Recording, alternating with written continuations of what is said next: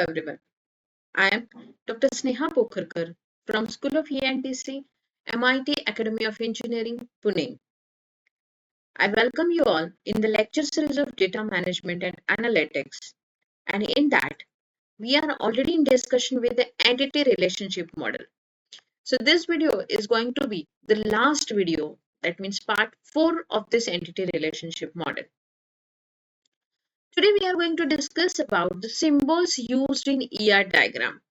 We know already the concepts of ER diagram, the mapping in the ER diagram, weak entities, strong entities in the ER diagram. So today we are going to see what are the symbols used to represent all these terminologies. So if it is an entity set, it is shown by a simple rectangle with a E. If it is relationship set, it is shown by a diamond shaped square and R. This symbol identifies the relationship set for a weak entity. And this shape R and E, total participation of entity set in a relationship. Here it comes with the entity along with its attribute, out of which A1 is a simple attribute because it does not have any sub-element. A2 can be treated as composite attributes because it is having A2.1 and A2.2, these two parts.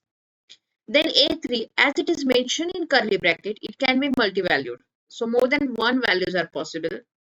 And A4, after that the bracket is shown, it means it is derived. Like the example of age, which we have already discussed in our previous video. Let's go back to some keys concept.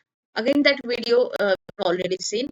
So if it is a primary key, then it is shown by underlying it. So for this particular attribute, for this entity, A1 attribute is known as primary key. If the same A1 is used in the another relationship, another entity, then it may be treated as foreign key. Then if it is A1 and dotted line, it is discriminating attribute of weak entity set. Then moving to the next symbols, if it is many-to-many relationship, then it is just denoted by like this. If it is one-to-one relationship, it is noted by an arrow signature. If it is many-to-one relationship, so here is a simple line, and on this side, for the one relationship, you can mark an arrow.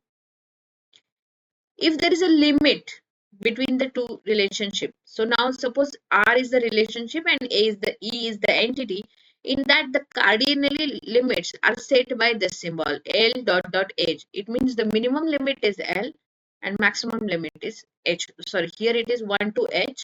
So from 1 up to H, you can take in any ways. Suppose there is a special role name between the relationship and entity, then role indicator is named here. For generalization or specialization, the entities are denoted like this. So this indicates dotted total. Dotted total, it means total disjoint generalization. And here, if it is not dotted total, then it is known as disjoint generalization. There are some alternative ER notations also. Entity set E with the simple attributes A1 can be shown like this. Composite attributes A2 with the partial factors of A2.1 and A2.2. A3 is the multi-valued, so it is shown by double oval shaped. And A4 is derived, so it is shown by dotted line. This is another. Already we have seen this notation for this, correct? A1, A2, A2.1, 2.2, A3 and A4 with the brackets. But also another method can be like this. To show weak entity, it can be in the double bracket squares.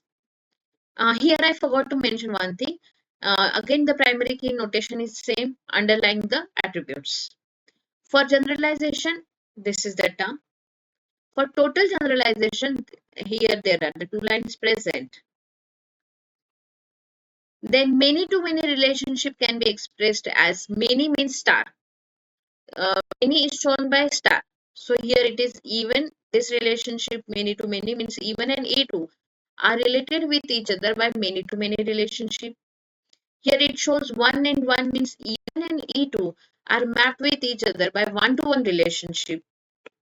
So here it is star means many and 1 means 1. So E1 and E2 are mapped with many to one relationship. And here double line means participation in R total E1 and partial E2. Means while considering E2, total E1 is considered. Again, one more method is used with this. If it is many to many relationship, so multi-valued symbol is drawn here. If you see this, this is a multi-valued symbol on both ends because it is many to many. If it is one to one, only single line. Many to one. So here it is a multi-valued symbol, and here it is the total participation shown like this. Correct? So these are the symbols usually used. Now, this is one example of ER diagram of a university. If you see this, the relation is shown like this. These are the entity present. Suppose the instructor is one entity. Inside that ID, name and salary, these are the attributes. ID is underlined. It means it is now primary key of the instructor. For the student entity, ID is again the primary key. ID, name and total credits. These are the attributes. This is the relationship. Now here, section is denoted in the double square. It means this is now weak entity. Correct? This is now weak entity. And this double line and single arrow side is mentioned as like this. Participation in total. It means section participation is total here in the time slot as well as it is in the course ID form. And this course is with the prerequisite course, it is self-linked. So in this way, this is an example of university ER diagram. You can take it for the reference and for the better understanding. So this was all about entity relationship schema. Okay. Thank you for patient listening. See you in the next video. By the time, enjoy.